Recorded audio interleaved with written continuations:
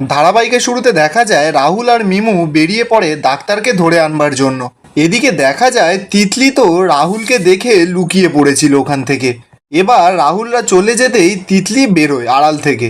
বেরিয়ে মনে মনে বলছে যে বাবা, যদি আজকে আমি রাহুলের কাছে ধরা পড়তাম তাহলে মনে হয় রাহুল আমাকে আজকে মেরেই ফেলতো। এই কদিন ওর সামনে আমাকে একদম আসা চলবে না। বাড়িতে পুরো হাওয়া গরম আছে, তাই জন্য আমাকে গা ঢাকা দিতে হবে। এই বলেই তিতলি ওখান থেকে পালিয়ে যায়। ওর দিকে দেখা যাচ্ছে ঘরের মধ্যে সকলে তো পিসি ঠাম্মাকে নিয়ে অনেক চিন্তা ভাবনা করছে যে কি করবে এখন। রাজীববাবু তখন রাহিকে বলছে, রাহিমা তুমি একবার দেখো তো পিসি ঠাম্মার পালসটা কেমন চলছে। রাহি যখন এবার দেখতে যাবে কনক সঙ্গে সঙ্গে রাহিকে আটকায় আর বলছে তুমি একদম পিসি ঠাম্মার গায়ে হাত দেবে না। রাজীববাবু তখন বলছে যে কনক, এসব কি এখন বলার সময়? কনকের তো এখন কাণ্ড জ্ঞান কিচ্ছু কাজ করছে না। বলছে যে ও এখন বড় পিসিমাকে একদম ছোবে না। বড় পিসিমার এমন অবস্থার জন্য এরা দুই বোনই দায়ী। এবার আপনারাই বলুন তো, কনক কি এটা ঠিক করছে? একদমই ঠিক করছে না। কাজটা করলো তিতলি আর দোষ গেল রাহির দিকে। কনক রাহিকে আরও কথা শোনাচ্ছে, বলছে যে আমাদের বাড়িতে কোনোদিনও পুজোর সময় এমন ঘটনা ঘটেনি, আর এদের দুই বোনের জন্য আজকে আমাদের বাড়িতে এরকম অমঙ্গল নেমে এসেছে। তুমি তো খুব বলেছিলে যে ঘরের লক্ষ্মী নাকি তুমি নিয়ে আসতে গেছো, আজকে দেখতে পাচ্ছ এই তোমার ঘরের লক্ষ্মীর নমুনা। ওর দিকে দেখা যায় রাহুল তো ডক্টর ঘোষের চেম্বারে চলে এসেছে। চেম্বারে এসেই কাউন্টারে জিজ্ঞাসা করছে যে ডক্টর ঘোষ আছে কি না। এবার কাউন্টারের লোকটা রাহুলকে জানায় যে ডক্টর ঘোষ পয়লা বৈশাখের জন্যে তার মেয়ের বাড়িতে গেছে। এরপর রাহুল ডক্টর মজুমদারকে ফোন করে। ডক্টর মজুমদারকে ফোন করে বলছে যে বাড়িতে কি কি ঘটনা ঘটেছে। এরপর রাহুল চলে যায় ডক্টর মজুমদারকে পিক আপ করতে। এদিকে দেখা যায় অনি পিসি ঠাম্মার নার্ভ ধরে সকলকে বলছে, এ কি পিসি ঠাম্মার তো পালস পাওয়া যাচ্ছে না। সকলে তো পুরো চমকে যায়। এরপর অনি আবার ভালো করে দেখতে পাচ্ছে যে পালস পাওয়া যাচ্ছে কিন্তু খুব স্লো। তখন পিসি ঠাম্মা যা খুশি হয়ে যেতে পারে। এরপর দেখা যায় পিসি ঠাম্মার মুখ থেকে গেঁজা কেটে গেছে। সকলে তো সেটা দেখে পুরো চমকে যায়। রাজীববাবু তো আবারও রাহুলকে ফোন করছে। তখনই কনক রাজীববাবুকে গিয়ে বলছে এসব আর ফোন টোন করে কোনো লাভ নেই, এবার পিসি ঠাম্মাকে হসপিটালে নিয়ে যেতেই হবে। এই তখন সব কিছু দেখে বলে ওঠে যে ওনাকে একটু জল খাওয়াতে হবে। কনক তো এবার রাহির এমন কথা শুনে খুব রেগে যায়। রাহিকে বলছে যে তুমি কি ডাক্তার নাকি রাহি? দুপাতা বই পড়ে নিজেকে ডাক্তার মনে করছো নাকি? রাহি তখন জানায় যে না, সকাল থেকে তো পিসি ঠাম্মা নির্জলা উপোস করে আছে, তাই ভাবলাম হয়তো যে ওনার জল দিলে হয়তো ঠিক হয়ে যাবে। কনক তখন আরও রেগে যায়, বলছে তোমার ভাবনা তোমার কাছেই রাখো।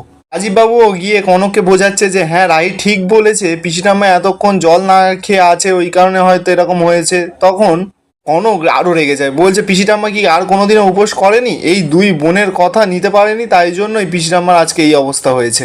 রাহি তখন আবারও কনককে বোঝাচ্ছে যে ওর ঠাম্মারও এমন হয়েছিল, ডিহাইড্রেশন হয়ে গিয়ে এরকম মুখ থেকে গেঁজা কেটে গেছিল।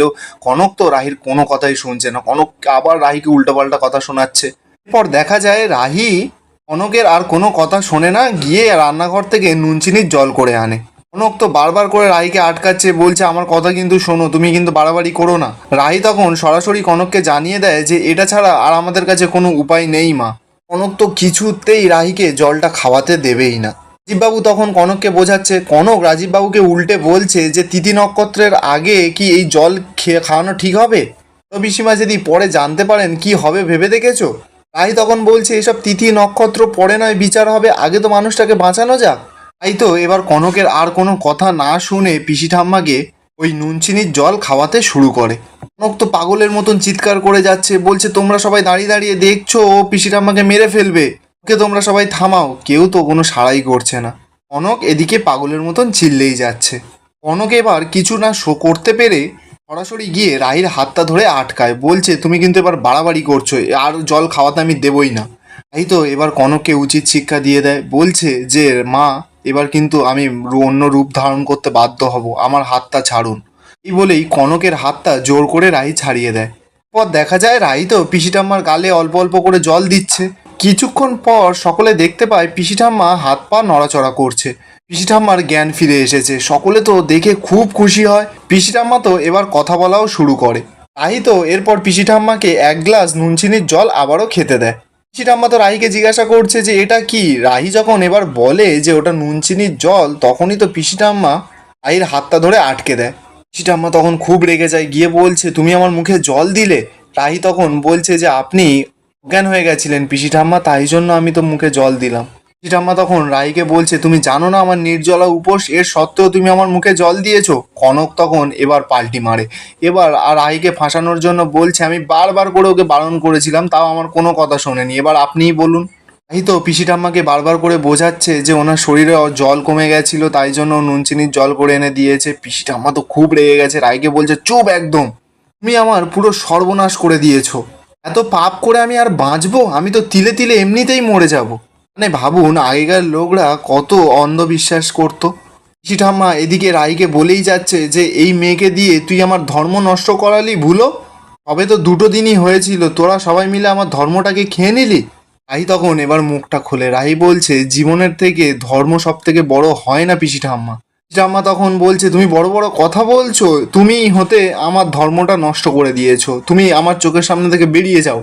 এই মেয়ে যদি তোদের এই বাড়িতে থাকে তাহলে আমি জলগ্রহণও করব না। আমার অনেক বড় ভুল হয়ে গেছে মানুষ চিনতে, এই মেয়ে পুরো সর্বনাশা। মানে ভাবুন এই বুড়ি কতটা খারাপ। এতদিন যেই বুড়ি রাহিকে নিয়ে মাথায় তুলে রাখছিল, একটা সামান্য ভুলের জন্য রাহিকে উল্টোপাল্টা কথা শোনাচ্ছে, আর রাহি কিন্তু ওই বুড়ির প্রাণও বাঁচিয়েছে। পিসি ঠাম্মি তখন সকলকে বলছে ওকে এক্ষুনি ওই বাড়ি থেকে বের করে দিতে। কনকও তো তখন তালে তাল মেলায় বলছে, এবার বুঝতে পারছো তো কেন আমি ওকে সহ্য করতে পারি না। রাজীববাবু পিসি ঠাম্মিকে বলছে যে অনেক বড় ভুল করে ফেলেছে, এবারকার মতন অন্তত মাফ করে দাও। পিসি ঠাম্মা তো পুরো নেচর বান্দা, বারবার করে বলছে এই মেয়ে যদি এই বাড়িতে থাকে উনি নাকি থাকবে না। এই সম্বনেশী মেয়ে যদি এই বাড়িতে থাকে তাহলে তোরা আমার মরা মুখ দেখবি। বলে তো কথাটা শুনে পুরো চমকে যায়। রাহি এবার আর কোনো অপমান সহ্য করতে পারছে না, রাহি ঠিক করে যে ওই বাড়ি ছেড়ে চলে যাবে। রাজীববাবু তো বারবার করে রাহিকে বোঝানোর চেষ্টা করছে যে উনির তো এখন বয়স হয়ে গেছে, মাথার অতটা ঠিক নেই, আর শরীরটাও তো খারাপ, তাই জন্য এইসব উল্টোপাল্টা কথা বলছে। রাহি তখন রাজীববাবুকে বোঝাচ্ছে আর বলছে, বাবা আপনি পিসি ঠাম্মার কথাটা রাখুন, আমি বাড়ি ছেড়ে চলে যাচ্ছি। রাহি এইটাও বলে যে আজকের দিনে আমি যে একটা এত বড় বিপদের হাত থেকে পিসি ঠাম্মাকে বাঁচাতে পেরেছি, সেটাই আমার কাছে অনেক। পিসি ঠাম্মা তো এত জঘন্য মানুষ। আহির এসব কথা শুনে এখনও পিসি ঠাম্মা বলে যাচ্ছে যে ভুলো, ওকে এক্ষুনি বের করে দে, ওকে একদম আমার চোখের সামনে কথা বলতে না কর। এখানেই আজকের এপিসোডটা শেষ হচ্ছে। আপনাদের কি মনে হয় পিসি ঠাম্মা যেটা করছে সেটা ঠিক করছে নাকি ভুল? কমেন্টে অবশ্যই জানাবেন।